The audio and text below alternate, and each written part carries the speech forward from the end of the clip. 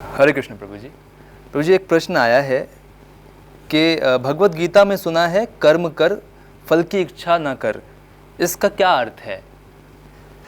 देखो प्रभु जी, भगवान श्री कृष्ण के नाम से, गालिब के नाम से, रतन टाटा के नाम से बहुत बातें बना दी जाती हैं कि एक रतन टाटा जी से एक लेडी ने पूछा कि हमने एक आपका कोट पढ़ा है कि मैं ये नहीं सोचता कि इसका रिज़ल्ट क्या आएगा, पहले काम करता हूँ और उसको मैं ठीक करता हूँ, ऐसे करके एक कोट था। रतन टाटा जी बोलते मेरे नाम से किसी ने बनाया, मैंने नहीं बोला कभी ऐसी बात कोई। कल ही देख रहा था, एक व्यक्ति ने मुझे कुछ भेजा, लोगों को लगता है कि चलो इनको प्रभु जी को भेज देते हैं, आध्यात्मिक भगवान श्री कृष्ण, हाँ जी, कृष्ण के जैसे होता है ना, एक शिकार को पकड़ना तो उसको एक पहले कुछ दिखाना पड़ता है, तो इसी प्रकार से हर एक व्यक्ति की एक पसंद होती है। एक दोस्त अपने दोस्त को बुलाता है, भाई आजा, आज मैंने तेरे लिए दारू मंगवाई है बहुत अच्छे वाली, आजा। तो हमें भी लोग भगवान कृष्ण से दिखा के एक तरीके से अच्छा लगता है। एक व्यक्ति ने भेजा, भगवान श्री कृष्ण कहते हैं जीवन में कभी भी किसी से अपनी तुलना मत करो क्योंकि आप जैसे हैं श्रेष्ठ हैं। भगवान ने तो बोला ही नहीं ये बात। तो आजकल ये जो आपका सोशल मीडिया पे ना, कुछ भी कोई भी बैठा हुआ लिख देता है जो मन में विचार आया। तो ये आपको ये जानना बहुत ज़रूरी है कि सोर्स क्या है, जो बात कुछ बोली जा रही है, अगर अच्छी बात भी है तो उसका सोर्स जानना बहुत ज़रूरी है। मैं तो बोलता हूँ अगर आज की डेट में एग्जिस्टिंग बहुत कम संत बहुत कम हैं, अगर वो भी कोई बात बोल रहे हैं तो वो कोट होता है कि नरेंद्र मोदी ने ये बात बोली। एक चलते फिरते कोई व्यक्ति बोले, उसकी बात का कोई वैल्यू नहीं है, हाँ जी। तो भगवान ने कभी ऐसा नहीं बोला। और कर्म कर फल की इच्छा ना कर, ये किसी महामूर्ख ने डेफिनेशन निकाली है, किसी महामूर्ख ने। मैं आपको प्रूव करता हूँ भगवत गीता के अंदर से ही। आप कॉमन सेंस अप्लाई कीजिए। जब हम भक्ति करते हैं तो कम से कम कॉमन सेंस अपने पास जरूर रखनी चाहिए। बिना common sense, basically common sense is a god gift, ये मैं सत्य बोल रहा हूँ। कॉमन सेंस होगी तो बहुत महान प्रश्न होंगे। अब महान प्रश्न होंगे तो महान उत्तर होंगे। प्रश्न था बेकार का, उत्तर बहुत महान, ऐसा नहीं होता। प्रश्न महान होना ज़रूरी है महान उत्तर पाने के लिए।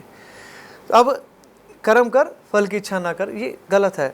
क्योंकि आप एक चीज़ बताइए, एक व्यक्ति घर से रिक्शे वाला निकल रहा है, महेश रिक्शे वाला है जो घर से सुबह निकल रहा है। क्यों निकल रहा है वो? उसको है कि आज मैं कम से कम 1000 रुपये 1500 रुपये कमा के आऊँगा। तो उसका लक्ष्य क्या हो गया? 1000-1500 रुपये। अब वो लक्ष्य ही कोई व्यक्ति नहीं बनाएगा तो वो उस डायरेक्शन में ही क्यों जाएगा? हाँ जी, ऐसा कोई व्यक्ति देखा है कि गाड़ी उठाई, जो होता है ना दिमाग से खाली लड़के होते हैं, शाम को होंगे तैयार, जो खाली हैं, जिन्होंने माँ बाप के पैसे को बर्बाद करना है, खाली हैं, नहाएंगे धोएंगे, शाम को चमकाया अपने आप को, गाड़ी उठा के निकल गए, कहीं भी निकल गए, कहाँ जा रहे हैं उनको भी नहीं पता। अब समझिए, लक्ष्य विहीन, लक्ष्य नहीं है उनके पास, जीवन का भी नहीं है, सड़क पे भी नहीं है, घूम फिर के वापस उसी रास्ते पे, कोई लाभ नहीं है, टाइम वेस्ट किया, एनर्जी वेस्ट करी, हर एक दिन प्रेशियस है उसे वेस्ट किया। तो कर्म कर फल की इच्छा भगवान ने भगवत गीता में नहीं बोला। भगवान ने बोला है तुम्हें अपना कर्म करने का अधिकार है, किंतु कर्म के फलों के तुम अधिकारी नहीं हो। तुम न तो कभी अपने आप को अपने कर्मों के फलों का कारण मानो, न ही कर्म न करने में कभी आसक्त हो। अब एक व्यक्ति बोलेगा कि जो भी मैं कार्य करूँगा, भगवान ने इसमें बोला कि तुम्हें कर्म करना, लक्ष्य बना के, पहले तो लक्ष्य बनाना है, उस पर चलना, 1 पॉइंटेड अटेंशन के संग, 1 पॉइंटेड फोकस के संग। ये वाला श्लोक भी देखिए, साफ लिखा है। क्या लिखा है? व्यवसात्मिका बुद्धि एक है कुरु नंदना, बहु शाखा हनंतश्च बुद्धियो अव्यवसायी नाम।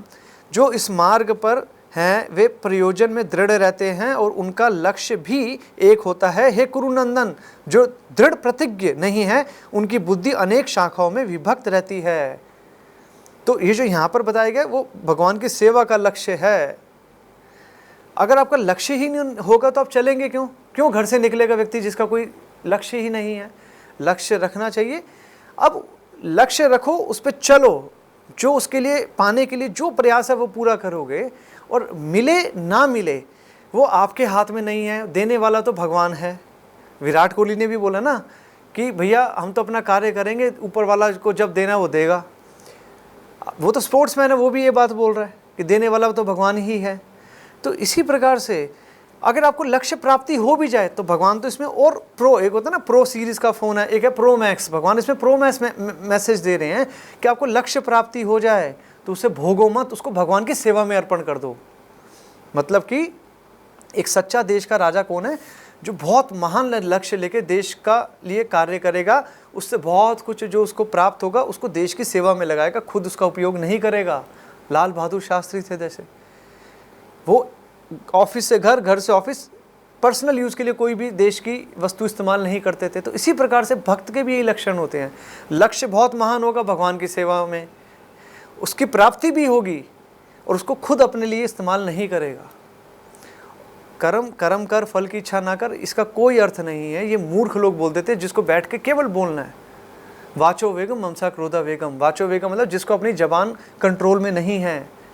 वाचो वेगम ममसा क्रोधा वेगम, कि जिसकी जबान कंट्रोल में है, मन कंट्रोल में है, क्रोध कंट्रोल में है, इंद्रिय कंट्रोल में है, ऐसा व्यक्ति भक्त और गुरु बनता है। अब जिसके पास जबान कंट्रोल में बैठ के कुछ भी बोलेगा कि भगवान ने बोला है जो मुसीबत में तुम्हारे संग खड़ा ना हो तुम्हारा अपना नहीं है, कृष्ण का नाम नीचे लिख दिया। ये सब सोशल मीडिया पे होता है। आपको कर्म भी करना है, फल की इच्छा करोगे तभी आप कर्म करोगे और उत्साह के संग करोगे। नहीं मिलेगा तो मान लीजिए कि फल ये मिला कि कुछ नहीं मिलना भी मिलना होता है। क्या मिला? कुछ नहीं मिला भी मिलना है। ऐसा नहीं कि कुछ नहीं मिला, मिला क्या? मिला कुछ नहीं मिला, मिला फल मिला। और मिल भी गया तो उससे आसक्त मत होइए। भगवान ने बोला है, कंजूस की डेफिनेशन बताइए भगवद गीता के अंदर। क्या है कंजूस की डेफिनेशन? हे धनंजय, भक्ति के द्वारा समस्त ग्रहित कर्मों से दूर रहो और उसी भाव से भगवान की शरण ग्रहण करो। जो व्यक्ति अपने सकाम कर्मों के फल को भोगना चाहते हैं वे कृपण हैं, माइजर हैं। कृपण मतलब कंजूस हैं। ये कौन सा है? भगवद गीता का 2 अध्याय का श्लोक है, 49वां श्लोक, सॉरी। तो कहने का अर्थ है कि आपको कर्म भी करना है, फल की इच्छा से करना है। और भगवान आगे एश्योर करते हैं कि अगर आप सद बुद्धि से, अच्छी भावना से कर्म करेंगे उसका फल भी मिलेगा आपको। ये भी भगवान एश्योर कर रहे हैं। क्या? इस प्रयास में न तो हानि होती है न ही हास्य, अपितु इस पथ पर की गई अल्प प्रगति भी महान भय से रक्षा करती है। एक महान व्यक्ति क्या करता है? बहुत महान लक्ष्य लेके उस पर चलता है, नहीं भी कुछ मिलता तो उसको ये मिलता है कि उसको एक सीखने का मौका मिलता है। थॉमस एल्वा एडिसन था जिसने बल्ब बनाया था। उसने लिखा एक किताब जिसमें था 999 तरीके बल्ब ना बनाने के। एक व्यक्ति है, उसने 999 बारी ट्राई किया, बल्ब नहीं बना, तो वो परेशान हो जाएगा कि अब तो नहीं बन सकता। थॉमस एल्वा एडिसन ने बोला 999 तरीके मेरे पास वो हैं जिससे बल्ब नहीं बनेगा। That is the sign of a positive man और वुमेन। तो व्यक्ति को ऐसे ही करना है, लक्ष्य बनाना है, भगवान की सेवा का कार्य करना है।